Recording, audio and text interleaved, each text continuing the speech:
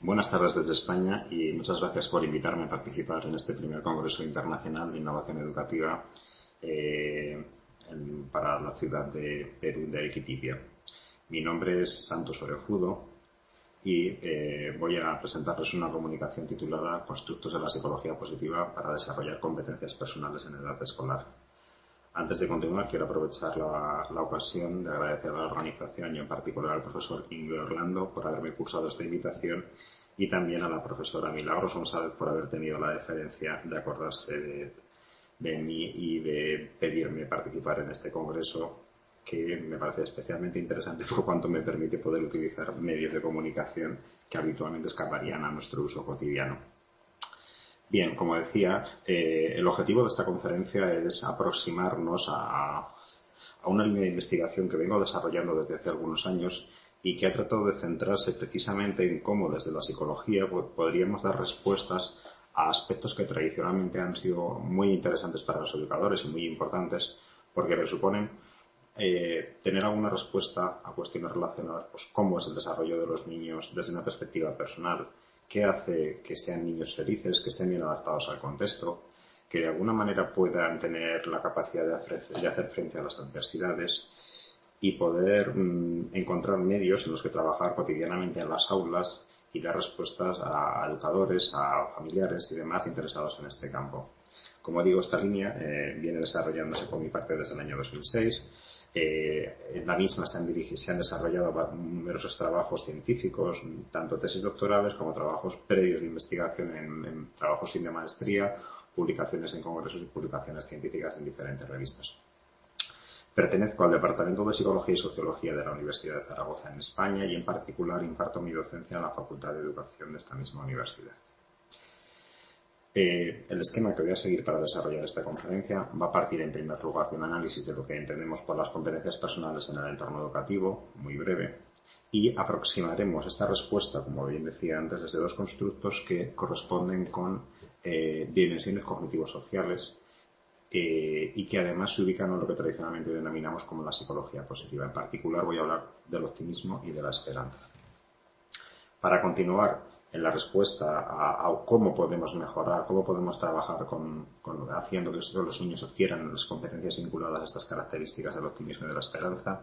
plantearemos la posibilidad de analizar las diferencias individuales en el desarrollo de estas características y haremos una breve presentación de 2 o 3 programas muy interesantes para trabajar también este tipo de competencias en el aula de una manera más reglada. Y por último presentaré algunas conclusiones y con ello daré por concluida esta ponencia en este Congreso Internacional. Hace tiempo, al aproximarnos a lo que el sistema educativo o la Comisión Europea entendía que debía ser un niño o que debía transformar, que debía aportar el sistema educativo para el desarrollo de los niños, empezó a trabajar con la noción de competencias. La noción de competencias hace referencia a ese saber práctico o operativo que a alguien le permite enfrentarse a diferentes tipos de situaciones más o menos definidas y poder actuar ante las mismas. Como consecuencia de un grupo de investigación o una comisión de la Unión Europea para trabajar o entender qué tipo de competencias serían las importantes que había que desarrollar en la escuela, llegaron a plantear un decálogo en el que se incluyen una serie de competencias generales que a veces resultan difíciles de plantear en el ámbito educativo. Por ejemplo, pues podemos encontrarnos con la competencia número 10. Te fijarás metas razonables que te permitan superarte día a día, cooperarás en el desarrollo de las comunes, crearás empatía con los demás, hablarás con claridad, escucharás con atención. Nos interesa especialmente algunas competencias que en el ámbito de la Ley Orgánica de Educación en España en el año 2006 se definió como la competencia para la autonomía y la iniciativa personal. La definición que hace la ley española del año 2006, actualmente ya ha sido superada, pero mantiene de alguna manera su vigencia, es algo así como la posibilidad de optar con criterio propio y llevar a cabo las iniciativas necesarias para desarrollar la opción elegida y hacerse responsable de ellas. Implica un desarrollo de aspectos personales como la dignidad, la libertad, la autoestima, la seguridad en uno mismo, la demora de la satisfacción o la capacidad de enfrentarse a los problemas, la perseverancia o el control emocional. Implica también habilidades sociales como el respeto a las ideas de otros, el diálogo, el trabajo en equipo o el liderazgo de proyectos, la superación o asunción de riesgos. También estaría relacionada con competencias que no se han planteado explícitamente en el ámbito educativo, pero que son especialmente importantes y preocupan tanto a los educadores como a las familias. La gran preocupación de todos nosotros cuando tenemos hijos es que queremos que nuestros hijos sean felices, ¿no? Pues en este sentido, las competencias para ser feliz, Monerío y Plozon, los clásicos investigadores y teóricos españoles sobre la educación, plantean precisamente que quizás sea la competencia menos enseñable, conjuntamente con las competencias emocionales, y probablemente, no obstante, el contexto educativo pueda ser un elemento clave en el que se puedan poner en marcha situaciones que puedan favorecer el desarrollo de este tipo de competencias.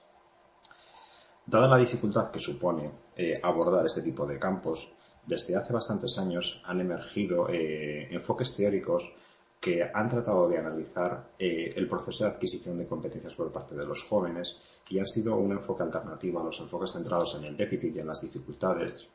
y en los problemas específicos que podía presentar la juventud o la adolescencia. Y lo relevante de este enfoque, que se ha denominado como el desarrollo positivo adolescente, ha sido precisamente el poner en valor la importancia que tiene la adolescencia y el resto de la etapa del ciclo, el resto de etapas del ciclo vital como elementos de análisis de la adquisición de estas competencias y habilidades y valores a lo largo del proceso evolutivo. Bien, pues en este sentido, a la hora de plantearnos qué características, qué habilidades o qué valores deberían tener jóvenes con estas características que les permitiesen adaptarse a los diferentes contextos en los que se van a desenvolver, ser capaces de, como decía la definición de competencias para la autonomía y la iniciativa personal, tener proyectos propios, perseverar, aceptar el fracaso, entender el fracaso como una experiencia de aprendizaje, desarrollar competencias de regulación emocional, desarrollar proyectos personales. Bueno, pues en esta idea de cuáles son estas competencias que deberían tener los jóvenes, el profesor Alfredo Oliva, un compañero de la Universidad de Sevilla, con su grupo de investigación han planteado lo que ellos denominan este modelo de FLOR, en el que hablan de diferentes ámbitos en los que habría que desarrollar competencias específicas, desde el ámbito social,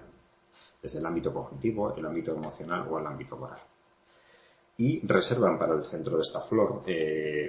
un elemento clave que se denomina el área del desarrollo personal, en el que deberían aparecer competencias personales tales como la autoestima, el autoconcepto, la autoeficacia, el autocontrol, etcétera, etcétera. Bien, pues nuestra propuesta teórica que vamos a presentar aquí hoy, conectada con los planteamientos anteriores sobre la importancia de las competencias emocionales y de las competencias personales, giran en torno a las posibilidades que algunos constructos, probablemente ya clásicos, pero que actualmente aparecen ubicados bajo la etiqueta de psicología positiva,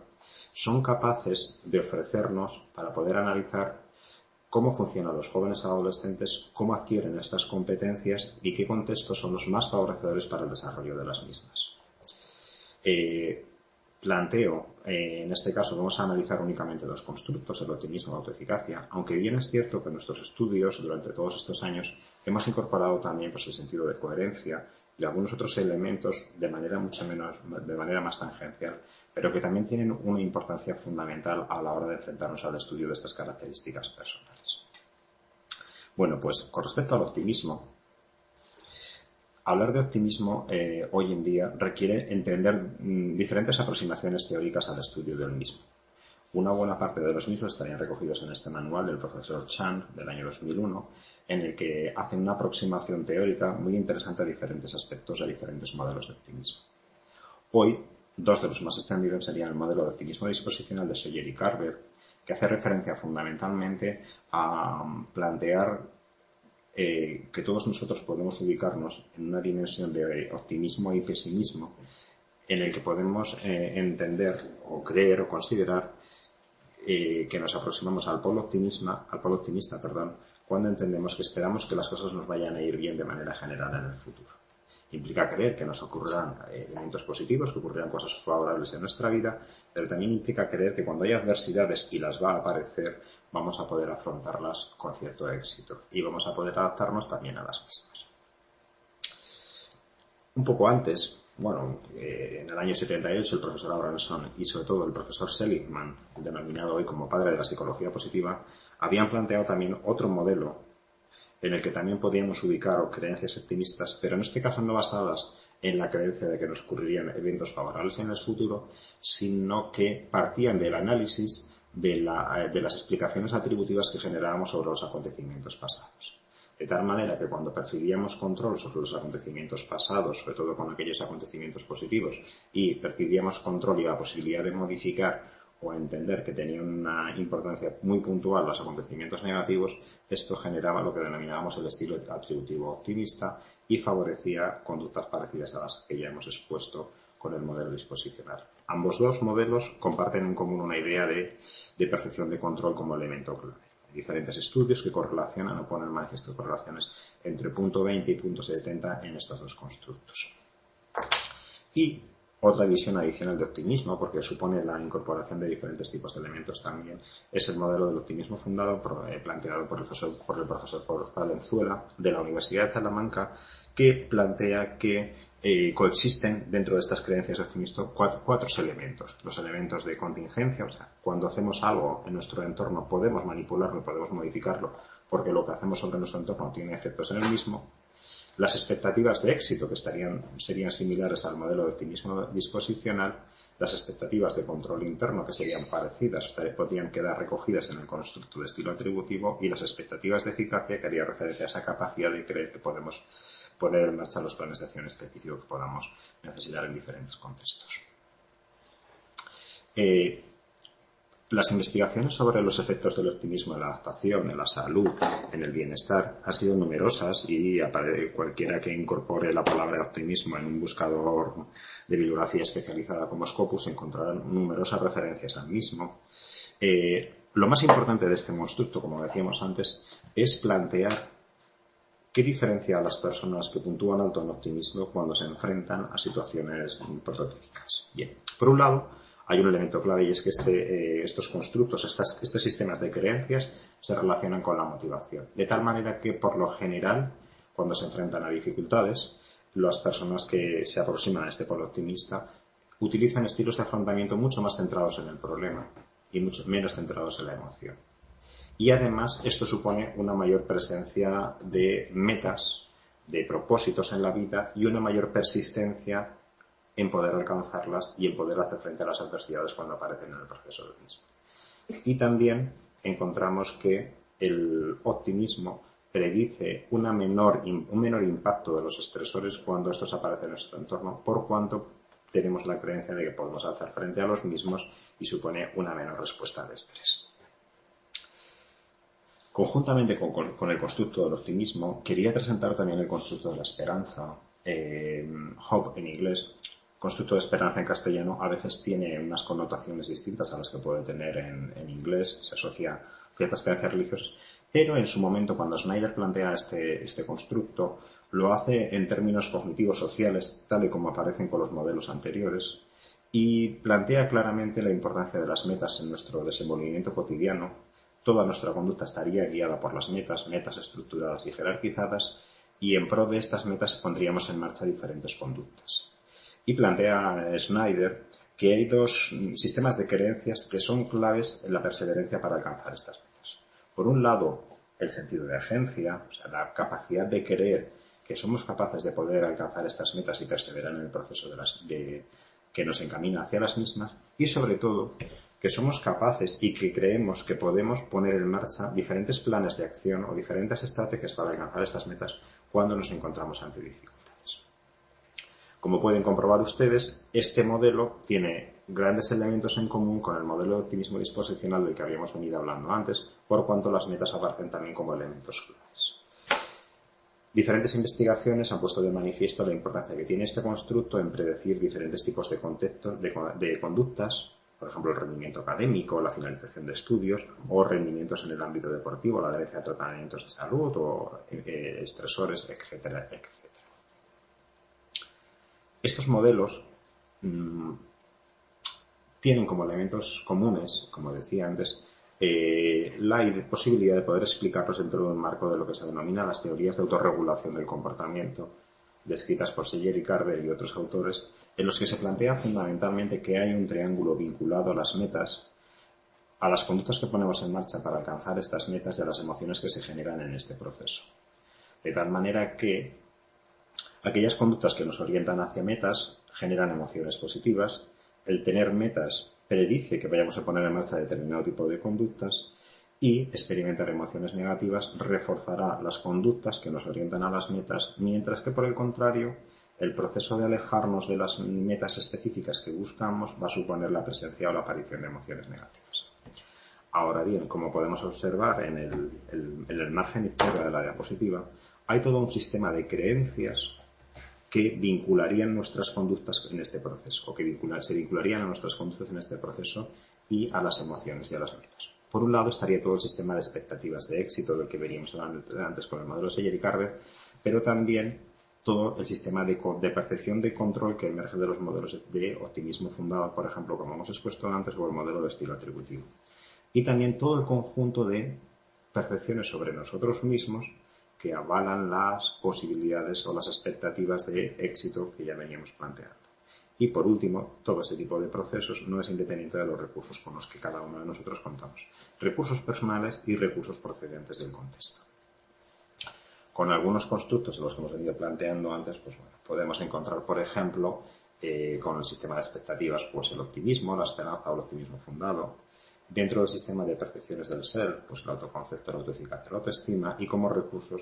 pues la tan popular hoy en día inteligencia emocional, los recursos de autocontrol, la competencia social, los estilos de afrontamiento, el sentido de coherencia, todos estos vinculados a lo personal, pero también todos ellos relacionados con los factores de tipo contextual. Como decía, estos constructos, hay numerosos estudios que ponen y avalan la utilidad de los mismos para entender la conducta de los jóvenes, pero también lo podemos comprobar empíricamente en unos cuantos datos que les voy a poner a ustedes, que proceden de algunas investigaciones realizadas con jóvenes de nuestra comunidad autónoma de Aragón, aquí en España. Todos ellos se realizan con estudiantes de educación secundaria obligatorio y en este caso, por ejemplo, hemos tratado de comprobar si los constructos cognitivos sociales procedentes del optimismo de la esperanza o del optimismo fundado, constructos que ya definí previamente, predicen o no aspectos como la felicidad, el rendimiento académico o el ajuste escolar de los jóvenes. Así, por ejemplo, con respecto a la felicidad evaluada con la escala ESBE, encontramos que este conjunto de variables explican aproximadamente entre el 40 y el 50% de la felicidad en grupos además diferenciados en diferentes ciclos educativos, tales como los niños de 12-13 años, 14-15 y hasta 18 que estarían ubicados en los ciclos de bachillerato y los ciclos formativos que aparecen al final. Como podemos comprobar, casi todas las dimensiones del optimismo o de la esperanza resultan estadísticamente significativos y las expectativas vinculadas al éxito o a la autoeficacia del modelo de optimismo fundado del profesor David Palenzuela, que ya presentamos con anterioridad. Al analizar, en este caso, la inadaptación escolar, o sea, los problemas conductuales que pueden aparecer en este grupo de edad en la etapa escolar, encontramos nuevamente que el modelo es bastante útil para predecir en las diferentes regresiones efectuadas con grupos segregados de chicos y chicas y cada uno de los grupos escolares antes definidos, llegan a explicar porcentajes de varianzas similares. A destacar el papel, por ejemplo, que alcanza el constructo de esperanza con el sentido de maestría o también las dimensiones del optimismo con sus dos polos, optimista y pesimista, o las expectativas de éxito que ya comentamos anteriormente. Aparece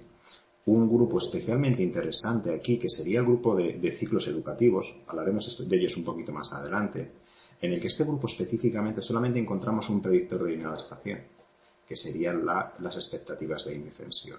en las que precisamente lo que se pone de manifiesto ha sido la incapacidad de poder desarrollar esas expectativas de control del entorno como elemento clave a la hora de poder explicar la inadaptación escolar. Ningún otro predictor es significativo en este grupo, salvo la maestría o la falta de recursos para poder encontrar planes de solución alternativos para los jóvenes. En cuanto al rendimiento académico, evidentemente el rendimiento académico es una variable determinada por múltiples factores, pero estas características personales también estarían vinculadas a la trayectoria académica de los jóvenes, explicando porcentajes de varianza entre el 20 y el 30%, en algunos casos el 36% con los más jóvenes, y nuevamente la dimensión de maestría del constructo de esperanza, las dos dimensiones de optimismo y pesimismo, y solamente en los más jóvenes, no en los estudiantes de mayor edad, predicen significativamente el rendimiento académico. Las expectativas de éxito y eficacia igualmente, Y, bueno, aquellos jóvenes que desarrollan un perfil de creencia en la suerte como determinante de su rendimiento general, pues lógicamente no tienen un gran rendimiento académico, pero esta variable también de falta de control supone un predictor significativo.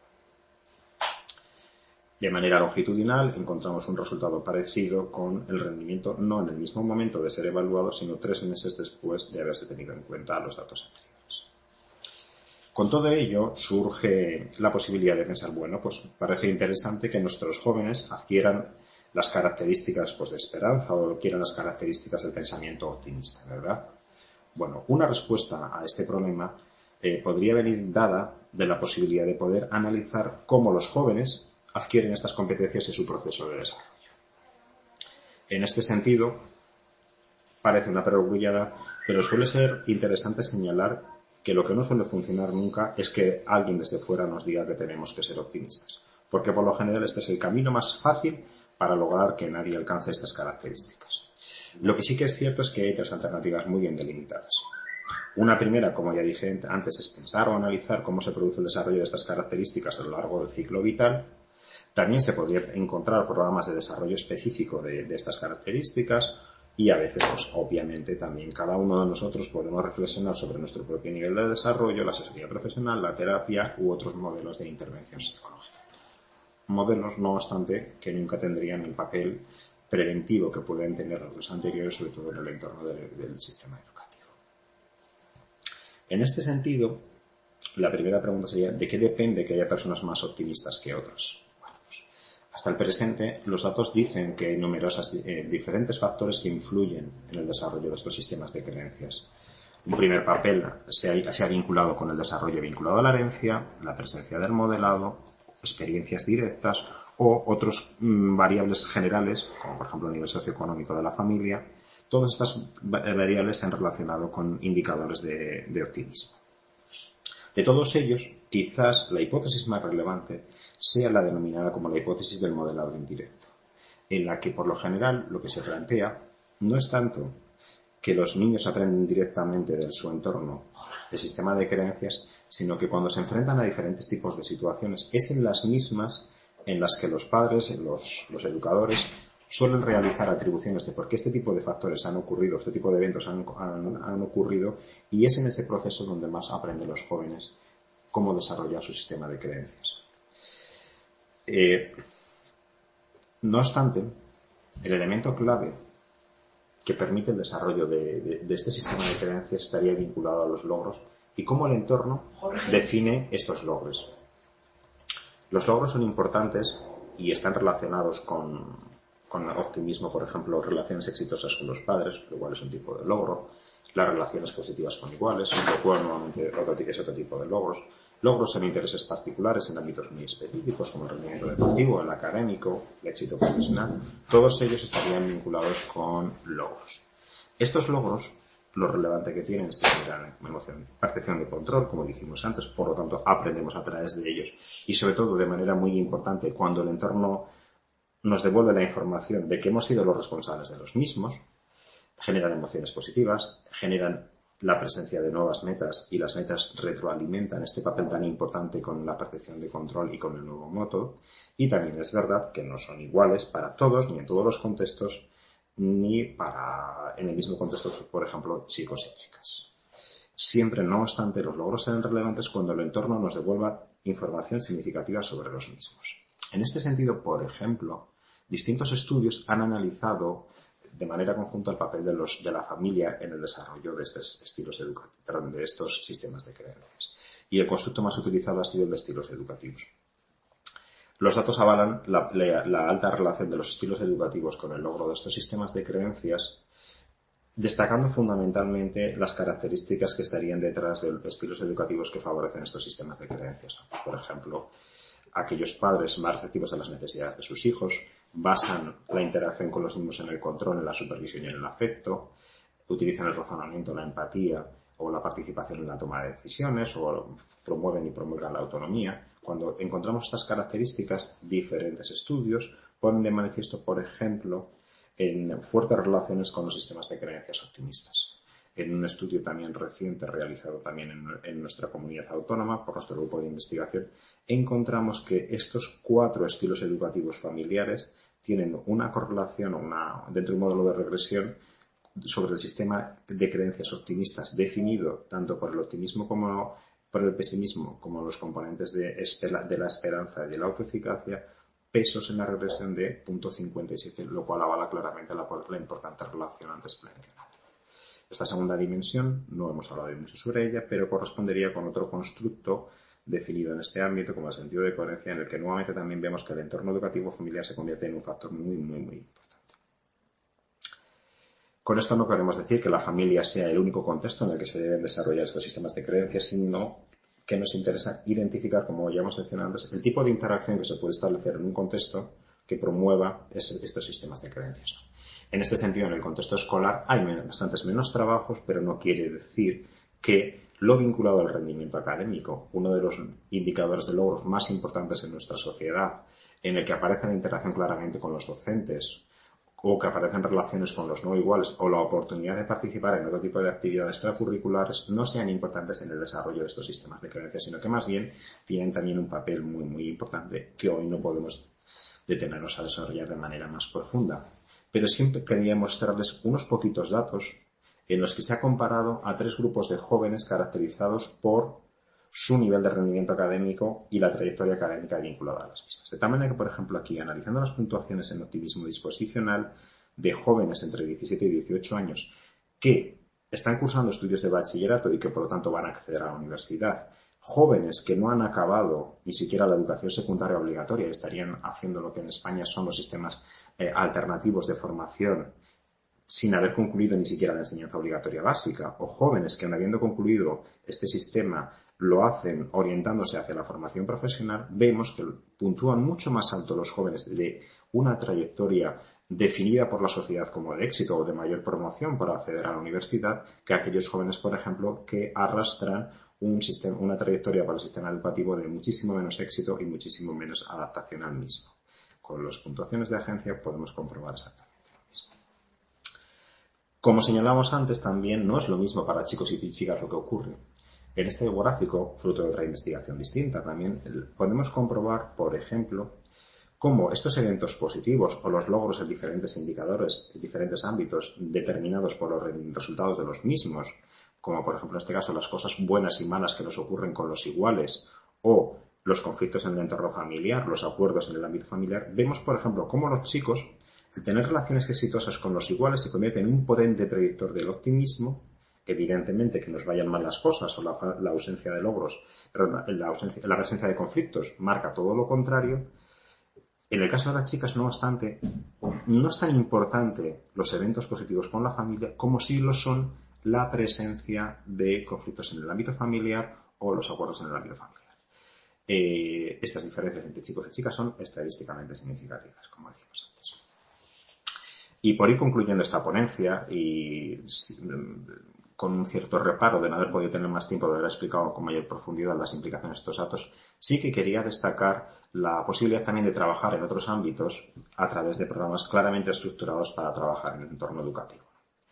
Destacaré 3 bloques de intervenciones. Por un lado, hace un tiempo, unos compañeros españoles, el profesor Ricardo Arguís y su grupo de investigación, han desarrollado, diseñado y popularizado un programa especialmente reconocido, que sería el programa Aulas Felices, que trata de trabajar con diferentes constructos de la psicología positiva también y permite recursos para trabajar en el aula desde la educación infantil hasta la educación secundaria obligatoria.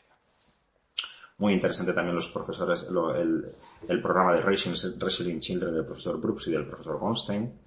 que para mí tiene una de las claves más interesantes y de los programas mejor diseñados y que mejor encajan con la filosofía del modelo optimista de Seyler y Carver. O también un manual que desde que cayó en mis manos se ha convertido en una referencia auténtica del profesor Gilhard y del profesor Hafner y de la profesora Harlow, que desarrolla diferentes constructos